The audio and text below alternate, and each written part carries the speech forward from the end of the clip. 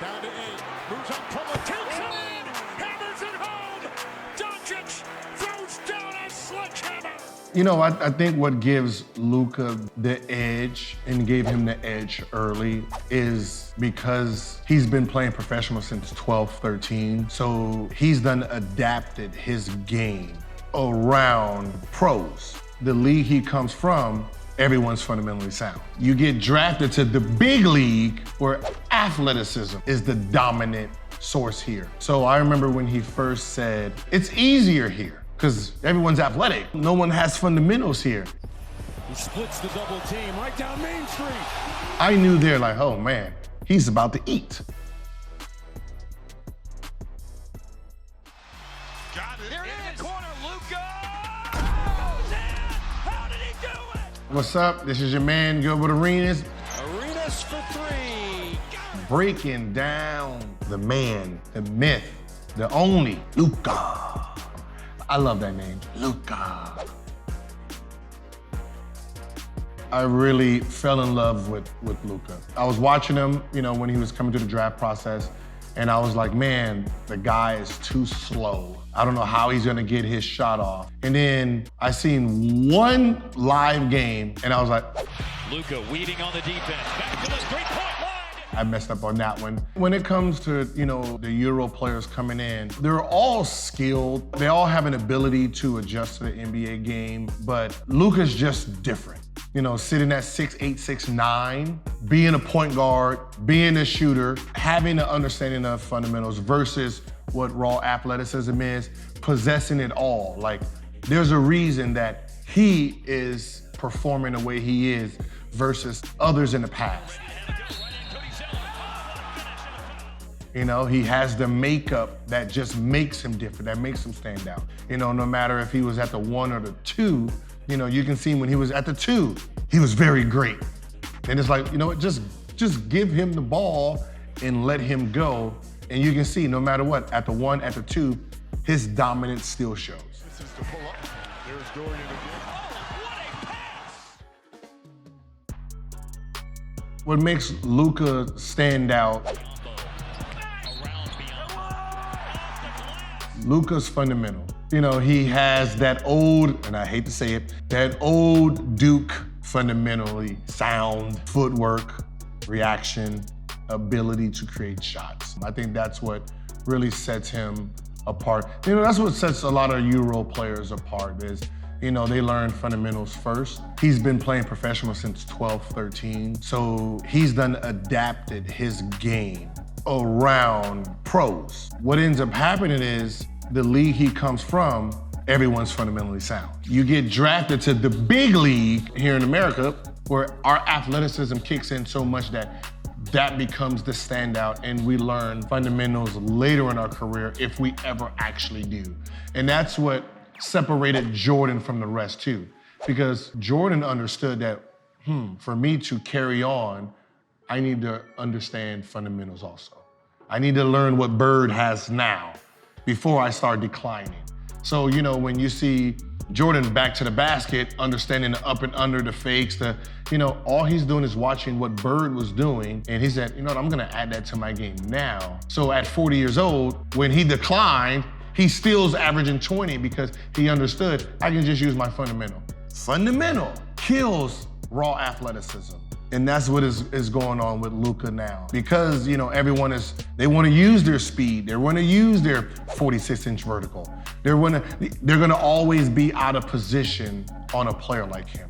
Because he's smart enough to understand that being fundamentally sound is the most important key about sports. And the fact that he understood that because he was pro since 13 is giving him, you know, his second year averaging 29, 30.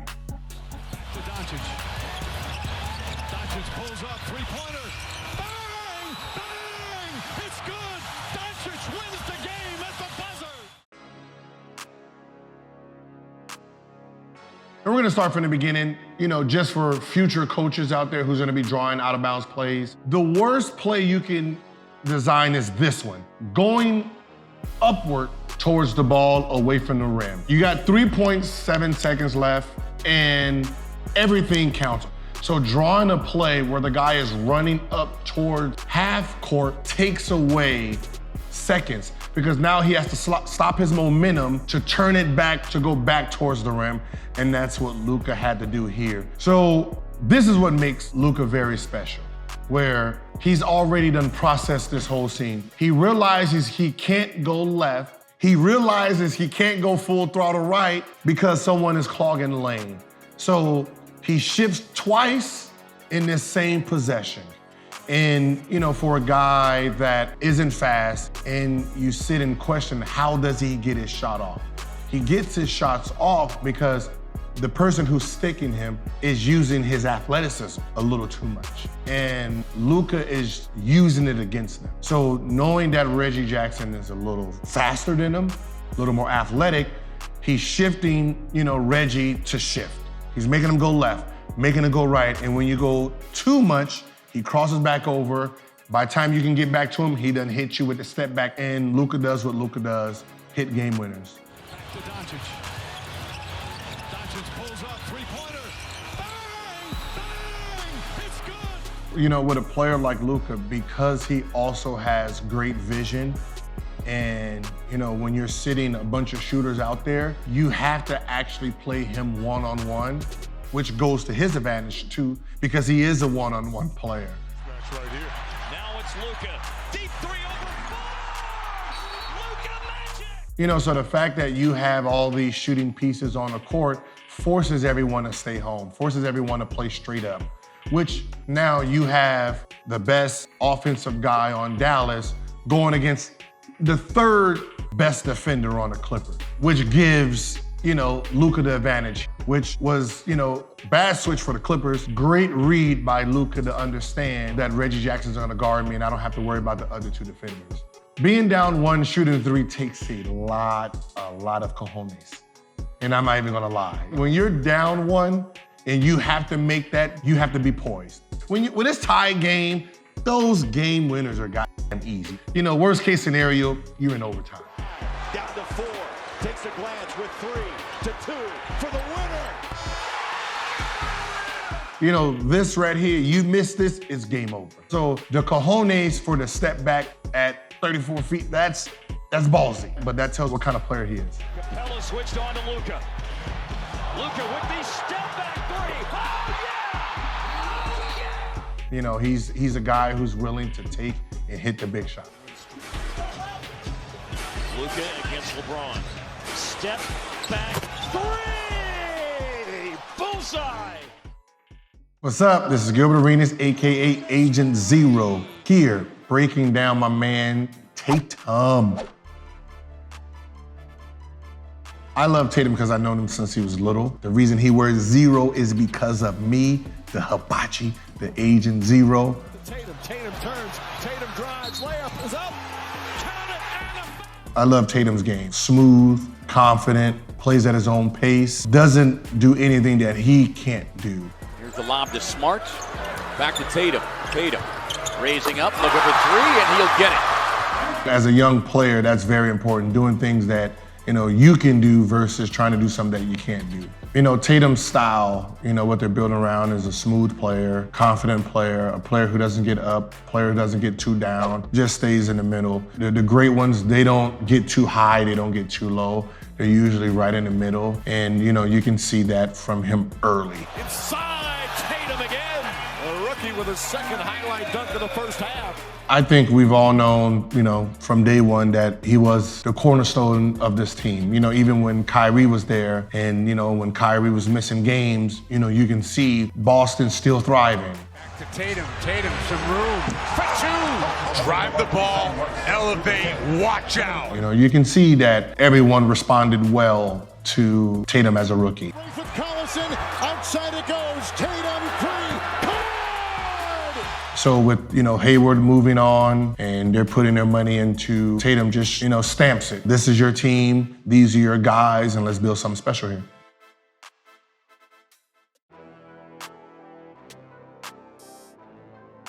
Now in the hands of Tatum, guarded by Siakam, on the drive, and throws it out of bounds. I always love to stop it at the beginning to show teammates not doing what they're supposed to do. The only person that's out of position is Kemba. He's put his guy in Tatum's zone. So if this defender was smart, he would have just jumped into Tatum's way to stop that drive, because there's no way Kemba would have shot it from the E. But he didn't. He let Tatum drive. Tatum drives. Tatum gets stopped from going all the way. As a defender, you're told not to leave the corner shooter, but the fact that that's not a shooter in the corner, the defensive guy actually steps over and stops Tatum from actually driving. If you can see Tatum's face, Tatum is actually looking at feet. That's what great players do. We're looking at the feet to see where his feet is positioned on the court. He's seeing that the guy's in great position, and his natural instinct is to make the corner pass. I remember when this play happened, everyone yelled at coach. And everyone was like, man, if the coach wasn't there, he's on the court, he passed it to him.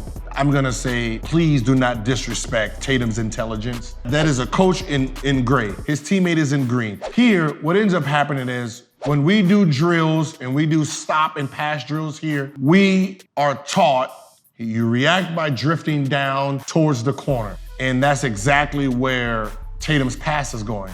And the fact that his natural instinct is to make that pass, but DT didn't react to it, it looks like he's passing the ball to the coach. I just hated the fact that we challenged Tatum's intelligence here by saying he thought that was the coach. You can see that Tatum, when he let it go, he's actually telling him where he should have been. You see that you can see that he's like, man, you should have been there, because it's instinctual. A traditional drive and kick play that just didn't get the reaction of him. You know, as a rookie, I don't know if he would have made that play. I'm pretty sure, you know, as a rookie, he would have probably got the charge. You know, but the growth, the playoff experience, to making mistakes, to understand that, hey, if this guy steps up, I do need to make that pass. And now we can add next year's growth to that play. With every mistake becomes growth. It's a big-time shot. And you can see that he's growing with each mistake, each game. Tatum with the righty hammer. That's what's more important. From his rookie season to now, this year, turnover, next year, perfect play. Tatum again, adjusts, gets inside. Oh my. Wow. You know, 2 years, 3 years from now, you're gonna see a player who's dominating this game on a Kobe level. Shot here. Final seconds. Bryant for the win. Because he possesses, you know, all those intangibles that's gonna make him, you know, compared to that guy. Against the reason, Kobe Bryant. Oh! Kobe was great at everything. Mid-range, getting to his spot, and that's what Tatum's finding out he's great at too, is getting to his spot. Shoots over Davis, knocks another three down. Jayson Tatum. You know, no matter what the defense is giving you, you're going to your destination. And when you get there, you rise up, you hit the shot. Step back three. Bang! Jayson Tatum from downtown. And I think that's what Tatum is understanding more and more. You know, you're talking about a guy who lived his whole career hitting big shots, missing big shots. To be successful, you have to fail. You have to understand what you did wrong to understand what you need to do right. We usually just say, you know, he's not too high, he's not too low. We're the type, when you're a Tiger, you know, you're trying to figure out, you know, everyone's weakness. With the step, and scores! And right now, you know, he's so poised, you know, it's kind of hard to pick up on his telltale sign. You know, if he was one of those guys that, you know, worked off emotion, it's kind of easier, you know, to see what gets him ticking, what doesn't. Or is he a guy who celebrates every shot? Because if he celebrates every shot, that means he gets down on every miss. You know, he understands the game. He reacts very well. Who played to the media? Oh, and a pass from Tatum and Williams with the finish. He bounces back very, very, very well. I know there was game, 4 and 5, where he had probably 0 to 2 points in the first half, and he had to, you know, turn it up in the second half and finish with 28 and 30, you know, but that shows his composure. 3-on-2 for the Celtics. Brown, no look, Tatum throws it down to tie the game. During tough times, during crucial moments of the game is amazing. Open for a step back three. Got it! Big time shot. Jayson Tatum with the clutch. Percent from downtown. Here comes LBJ. Look out! This is Gilbert Arenas. Arenas for three. Got it. About to break down the king, one and only LeBron James.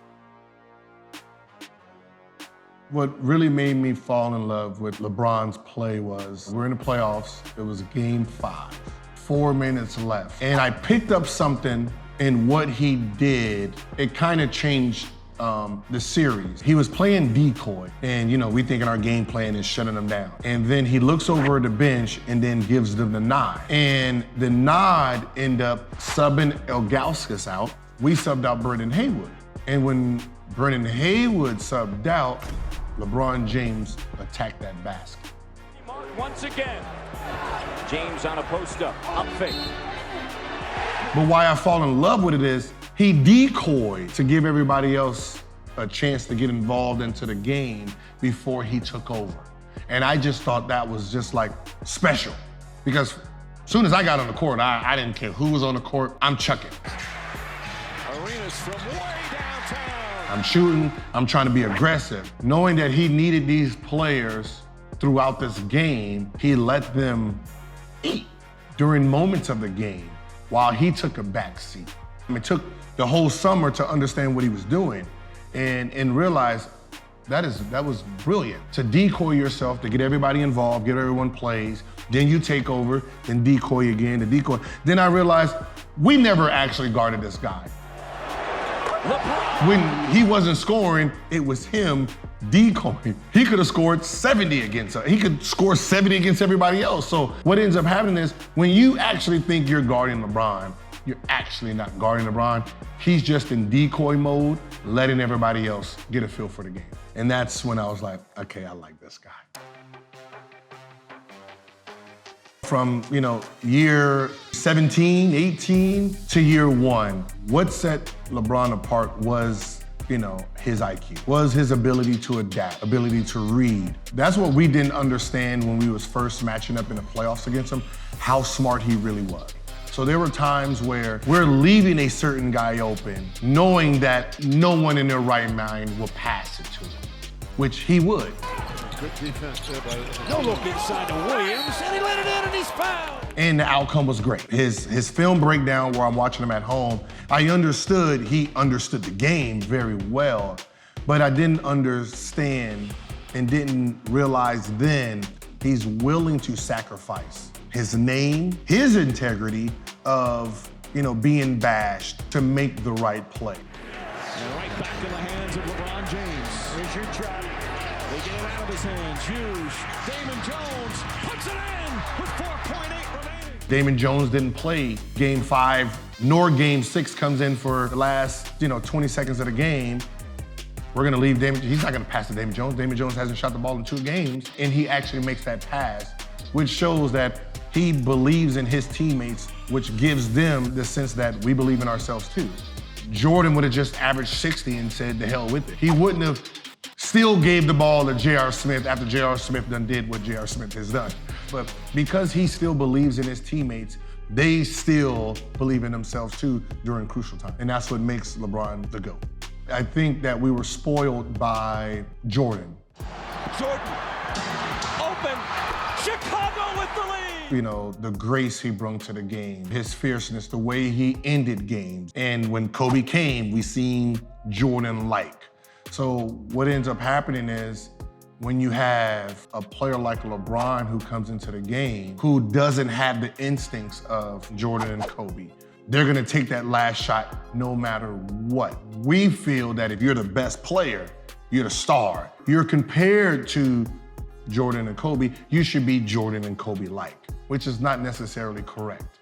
Jordan and Kobe possessed something LeBron didn't have, which was a first step, which made them one-on-one players. LeBron came in as Magic Johnson, meaning his vision is his key. As someone who loved Michael Jordan and Kobe, we get mad and we want to knock him because he's using his vision when we allowed him to use their one-on-one skill to finish plays. It's unfair to say you can use your one-on-one skills, but you can't use your gift. You can't use your vision. You can't see the open man. You're supposed to chuck the shot up, and if it goes in, we're gonna cheer you on. If you miss it, we're gonna say, he don't have it. No, this is what makes him great. The ability to see the open guy if he's not the open guy. Just like Jordan made himself the open guy. But we didn't knock him when he passed it to Steve Kerr. he didn't pass it to him knowing he was gonna make the shot. He passed it to it hoping he would make that shit. Set a screen. James goes the other way. Drives down the lane. Back out to Green. Green for three. Off the mark. No good. So you have Morris and Pope running off of AD for decoy, and then Anthony Davis, a down screen for LeBron coming up for the ball. Now you have LeBron and Jimmy Butler's guarding him. I'm pretty sure Danny Green was supposed to actually set a pick so Duncan Robinson can switch on him. So LeBron James has to react. Now, pause right now. Now, this is very important to viewers at home.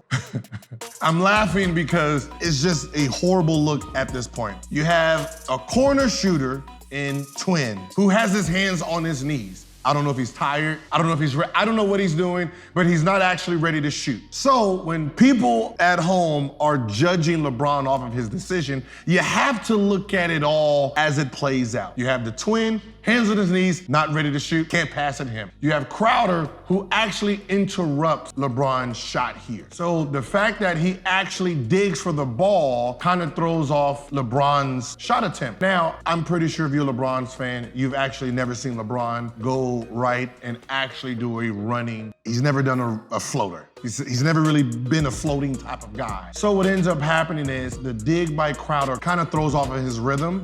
So if he would have actually took this shot, I'm pretty sure it would have been 12%, which the actual play now is back to Danny Green.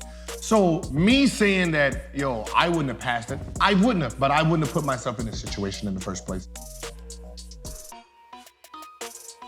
So for us to actually say what LeBron did is a bad decision, I would have took it. If you pause it right here and look at the pass he made, if Danny Green makes this shot, LeBron made the best decision that he could ever had made, which is the only decision he was supposed to make.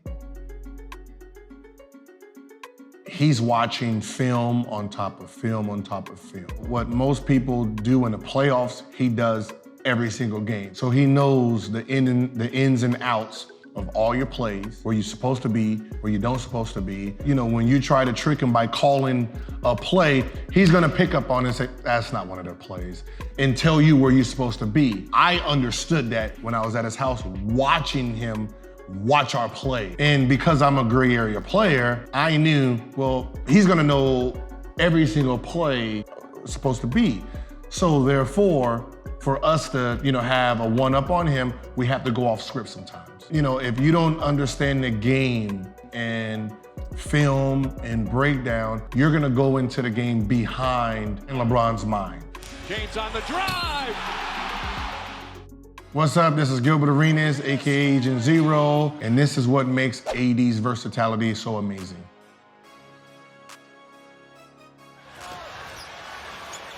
Davis corner three and one. He can shoot the outside shot, he can dribble, he can play the dunker spot, he can post up, he can play ISO basketball. So you have an all-around offensive juggernaut, and there's a reason you can put LeBron, Kuzma with him, and he can intertwine and, all right, you guys gonna be posting up, I'll sit at the three-point line. LeBron, you wanna be out? I'll be in the post. So you have a guy who can interchange and interlock in different positions, and that keeps your flexibility, wide open because of a player who can play multiple positions. Lead for Davis, the tap. Oh, what a tap to LeBron! Winning as AD as the centerpiece is, he's growing into that role. Davis, three to tie, got it! He's understanding that, with me hitting great shots, I still have to make great passes. I still have to make great decisions with the ball in my hand. LeBron to inbound. HTM is on him. Anthony Davis picked up by Bull. Here comes Kuzma for the win. Got it! 0.4 to go. They got the lead. This is a great Laker play because here, two guys play decoy to a third or fourth option. It is tie game, and you have the king laughing with 4.5 seconds left. Me, I know personally that the king was not gonna take this shot because he was not in king mode here. So if I'm a defender, I'm trying to watch to see who's the serious guy here. And now we have Kuzma at the dunker spot. He can go set a screen for Anthony Davis, where Anthony Davis goes and posts up in the spot that Kuzma's at. So let's see the action here. All right, so Kuzma goes, sets a pick on Anthony Davis. Plum does a great job fighting over this screen, which forces Anthony Davis to take the under route. Anthony Davis does a great job by going hard, even though he's the decoy, by selling that cut to get the ball is what makes this play great. Because he runs off of this like he is gonna hit that game winner, it forced Plumlee to actually run with him, even though there was already a switch. So now, because he sucked in two players, it left Kuzma open by himself. He could have just stopped at the dotted line to catch this play. And the fact that he's still going on with the rest of this play lets you know he was actually coming for this jumper. He was so happy to come for this jumper that he didn't realize he was open at the dotted line. So it's more about the detail in this play versus the wide open shot. Because the wide open shot was wide open once Plumlee lost Kuzma reacting over LeBron's back cut. If I have to correct Kuzma here, I would say that he should have stopped about there. So he could have shot that shot behind Anthony Davis's screen. You know, Kuzma in the future has to understand that this could have ended bad if Bol Bol would have sniffed this out also. Because Bol Bol is playing Anthony Davis, he still is playing regular defense. But if he would have sniffed this out earlier, he would have seen Kuzma coming, and Kuzma went right into his defensive zone where he could have just jumped and blocked that shot. So he went outside of Anthony Davis' screen where this could have been a great defensive play versus a great offensive play. Great reaction, boom. He's going to set this up pick with LeBron. LeBron is not moving fast enough to go for the lob, but the fact that Plumlee thinks LeBron is coming, he doesn't guard Kuzma. So basically Kuzma is naked and has an open shot and he takes it. Here comes Kuzma for the win. Got it! When you're a decoy and you're the superstar, sometimes you don't go as hard as you're supposed to. It's just like a receiver who knows he's not getting the ball. He doesn't really run that route really hard. But the fact that Anthony Davis did run his route hard actually made this defense shift. The fact that after LeBron passes the ball, he goes in, makes his guys shift. You know, so I think Lakers did a great job in, you know, being decoys and reacting the way they did to force Denver in confusion. A little misdirection play here.